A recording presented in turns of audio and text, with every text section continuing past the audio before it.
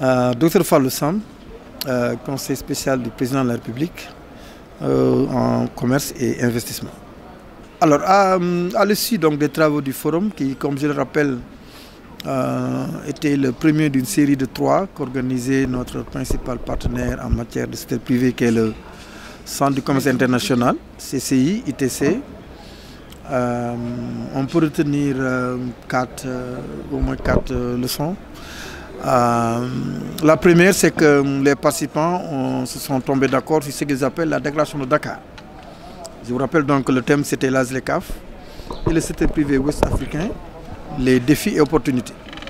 Donc la déclaration de Dakar sur laquelle les participants sont entendus, c'était de la nommer déjà la ZLECAf que nous voulons pour la promotion du secteur privé et pour la résilience des jeunes et des femmes. La deuxième chose, le deuxième acquis, c'est que ce travail sur la ZLECAf va mettre le focus sur les jeunes et les femmes. Et en particulier les jeunes et les femmes qui dirigent ou bien qui possèdent des toutes petites moyennes entreprises, les TPME. Comme vous le savez, à l'ère du Covid, tous les gouvernements ont mis en place des plans de relance, de résilience. Mais c'était principalement axé, en tout cas l'élément le plus visible, c'était au niveau des filets sociaux individuels. Là, il s'agit d'avoir un filet social ou des filets sociaux pour les toutes petites entreprises, les TPME, et en particulier celles qui sont dirigées par les femmes et les jeunes. Le troisième élément qui fait que c'était très pertinent aussi pour le Sénégal, c'est que le Sénégal, comme vous le savez, depuis le 29 septembre 2020, le président de la République a validé le plan de relance économique et sociale.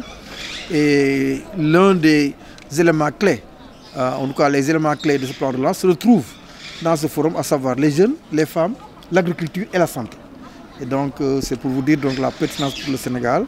Et dans le cadre de la mise en œuvre, on aura des résultats qui sont escomptés. La quatrième leçon, c'est qu'il s'agit de la ZLECAf d'abord. La ZLECAf, c'est la zone de libre-échange continentale africaine, qui est donc le marché commun africain le plus grand du monde. Pour une fois, l'Afrique a des superlatifs qui ne sont pas des superlatifs mauvais. Et avec cela, on réussira à créer un marché des opportunités pour les jeunes, les femmes, toutes les entreprises exploitatrices, et faire en sorte que cet accord, quand il va être opérationnalisé le 1er janvier 2021, puisse apporter vraiment les fruits pour le Sénégal. Voilà, au niveau national, effectivement, c'est une question très pertinente.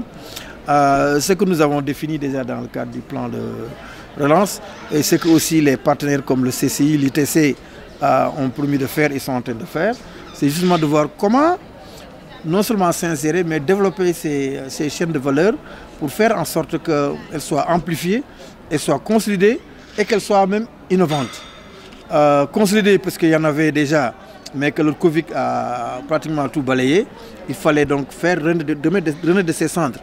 Amplifier, c'est de faire en sorte que de nouveaux segments, de nouvelles niches puissent se faire. Vous avez vu tout l'épanouissement qu'il y a eu avec les jeunes, les créateurs, les inventeurs, même avec les masques. Enfin, il y a eu une ébullition d'invention, de créativité.